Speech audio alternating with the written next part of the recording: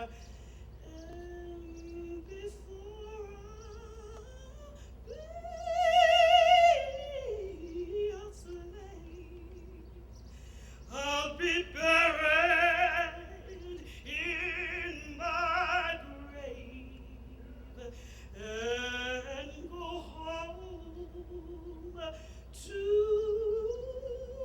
my Lord and be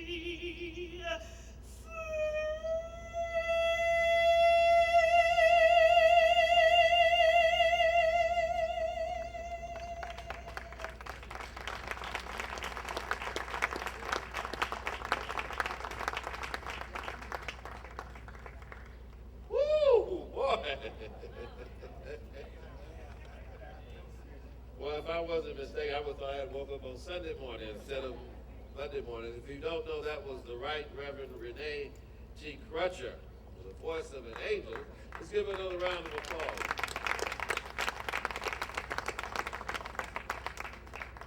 Oh boy, all the pastors, I feel different now. This is taking on a whole different color for me at this moment. Now we're going to have remarks from those who were there, those who can tell the testimony and tell the story.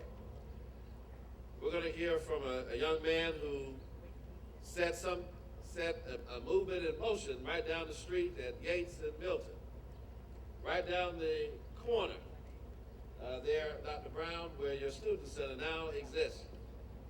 There was a little malt shop where you could get sundries and refreshment, and the students used to gather. And it was there from that spot that that young man, a young student in the AU Center, made a suggestion to other students in the AU Center and set a movement in motion. Ladies and gentlemen, I want to bring to the microphone Mr. Lonnie King.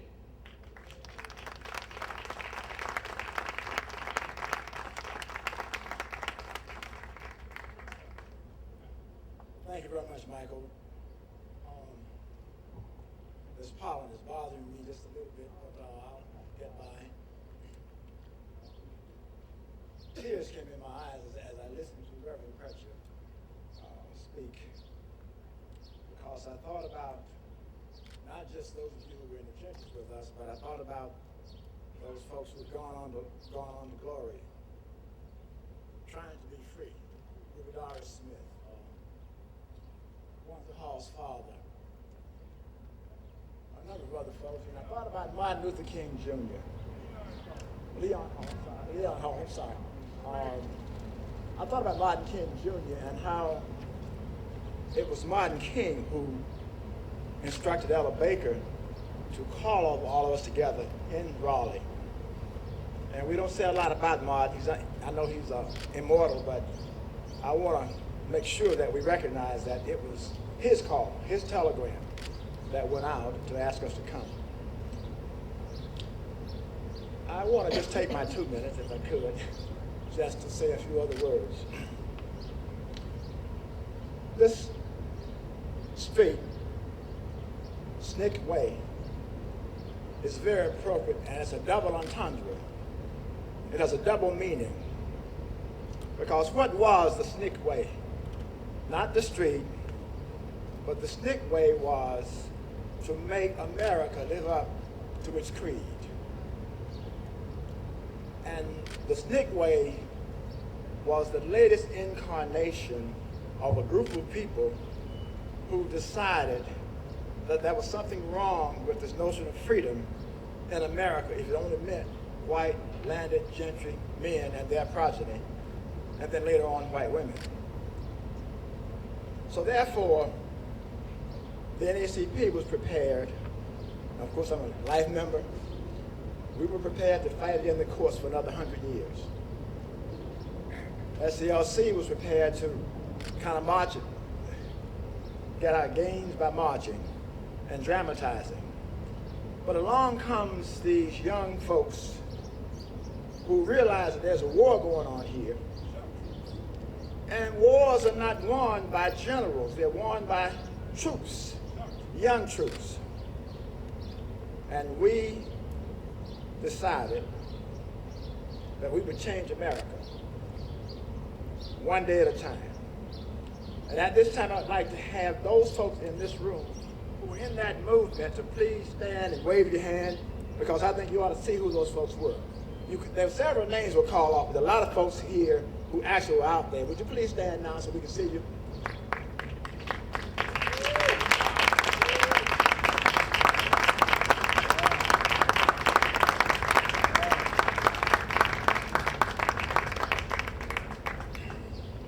You know, when you are in the military and you go out on a mission, you're not sure that you're going to get back. A lot of us were not sure that we were going to make it. A lot of us realized, though, that the moment had come in history when we had to take a stand, even if that meant losing our lives. Some of you out here never finished college. Brilliant people, but never finished college because this cause was so important. Some of you, like me, dropped out. I came back later and did finish college and did some other things too. But the point is, in 1960, 70,000 roughly white and black students decided that enough was enough. Now, why did we do that? We decided to sit down so Racine Reed and the rest of you who've talked about, so you can stand up. If we had not sat down, I promise you, we would still not be standing up. The white South was prepared for another century of litigation, one right at a time. And your grandchildren would still be fighting that battle. But let me go back to the Slick Way. It's about freedom. We do not have freedom today. Nan Orrick said to you that Georgia has the highest percentage of young people who are in jail, in prison. If you go into the old states of the Confederacy, we have approximately 65% of all the prisoners in the old states of the Confederacy. There's something wrong with that picture. In Georgia, the white population is approximately 60%. Then why is it that the prison population is over 65% African American? To me, it is nothing but just selective enforcement of laws. And what they're doing is that they are putting our children in jail between the ages of 5 and 17. And they are ruining them. So the SNCC way needs to come again. Because SNCC means freedom. SNCC means go out here and do something about your condition. We need to have Dr. Franklin and Dr. Brown, the AU Center, lead the way for the town gown coalition that we had before. The AU Center needs to get involved in trying to educate these children in Atlanta, Georgia, who are in K through 12. We cannot talk about resources because we have spent in this city alone approximately $5 to $6 billion over the last 10 years in schools. So it's not about resources. In Georgia alone, we spent over $100 billion in the last 10 years. But the school system is 53% black in this state. I'm sorry, colored, which includes black and Hispanics. So whites are not here anymore. They are 47% now. So what do we have to do? We have to now turn around and say, look, our job is not over. This is not about racism per se. This is about trying to make sure that your children, your grandchildren, and your great-grandchildren at least have some possibility of realizing the American dream. The idea of there being this duality has not been settled. And it will not be settled until more of you who think that because you're 70 years of age, you're over the hill. That's not true. You're not over the hill until the Lord takes you out of here. I'm 73, but my mind is 25. And I'm ready to go. Thank you.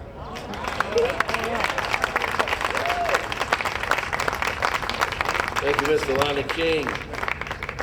It is also no mistake, Lonnie, that SNCC Way is a one-way street. There's only one way to fight these evils in our society. Now we'll have reflections on the student movement. But before I call them up, I want to recognize State Representative Gail Buckner, who's here with us today. Let's give her a round of applause. Took time out to come out of her way to be with us.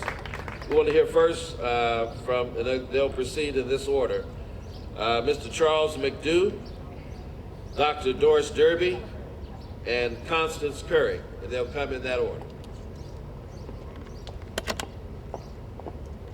Let's give them a round of applause as they approach. Sincere thanks to the Atlanta City Council and the people of Atlanta, Georgia for bestowing this honor on the young people of SNCC who work tirelessly to combat racial oppression and to struggle for social justice and human rights for all people. To designate this humble street SNCC Way is fitting tribute to the Student Nonviolent Coordinating Committee, which from 1962 to 1966 occupied offices in the Marx Building, now gone, here at 8.5 Raymond Street.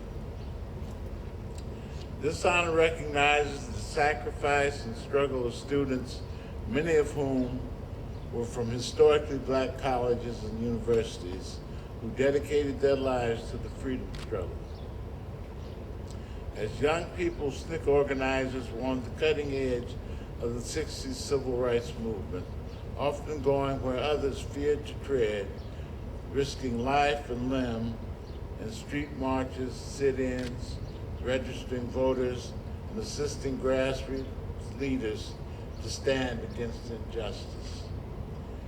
SNC organizers started freedom schools, labor unions, economic development projects, organized grassroots independent political parties, and created community-based cultural expressions and institutions. SNCC's vision was to create a new America from the bottom up, where people of color were free of racial discrimination and where women and men were equally valued for strength, courage, and leadership. From this home base, SNCC workers confronted white supremacy throughout the United States and eventually joined with oppressed people throughout the world struggling for the liberation from colonial domination. Make no mistake, our work is not done. The struggle has just begun. We veterans of SNCC accept this honor and celebration of the new generation of student activists, knowing that they will continue the struggle. Come, let us build a new world together. Thank you.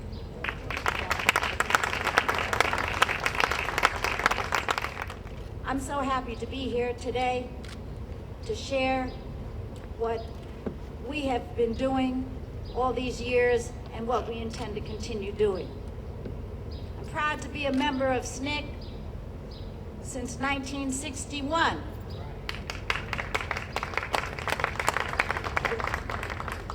One year after the founding of SNCC in Shaw University, 1960, a group of 15 college students from Hunter College in New York, where I was a student, decided to take our own freedom ride. We were an integrated, interracial, interreligious, and male and female group. We visited Shaw students, SNCC students, to find out what was going on over there. And we wanted to meet with officials from the community, Floyd McKissick from CORE, and Robert Walker from the NAACP. The purpose of the trip was to gain an understanding through fact-finding firsthand issues of segregation, and then also relate them to issues of discrimination in New York City, because discrimination was all over at that time. My father was a New York freedom fighter. fighting discrimination in the New York Civil Service in 1957. When I was 16, I was a member of the NAACP. After we spoke with the students and other officials in North Carolina, we returned to Hunter College determined to support the movement by fundraising, picketing, having speakers, and getting involved in whatever way we could. 1 year later, I left for Atlanta, the SNCC headquarters, where I met Ruby Doris Smith, Jim Foreman, Mildred Foreman, Julian Bond, Bob Zellner, Bill Mahoney, Ivanhoe Donaldson, and many others. My purpose in going to Atlanta was to stop there and then go to Albany, Georgia, to work for 1 week and to see a friend of mine, Peggy Damon, who was from Hunter College and who was in jail. But after a week of involvement and continued requests for me to stay, I ended up staying the entire summer. At that point, I was a teacher and I had the summer off, and I decided, okay, this is what I'm supposed to do. Spent time canvassing, doing voter registration, learning freedom songs, participating in sit-ins. I integrated the Episcopal Church, going to visit SNCC members in jail and talking to them through the window, finding out what their news was and what news I had to tell them. Working with Albany Movement folks, SCLC folks, CORE. Working with Andrew Young, Septima Clark, Dorothy Cotton, and others, C.B. King, Charles Sherrod, SNCC Field Secretary and leader, who, when I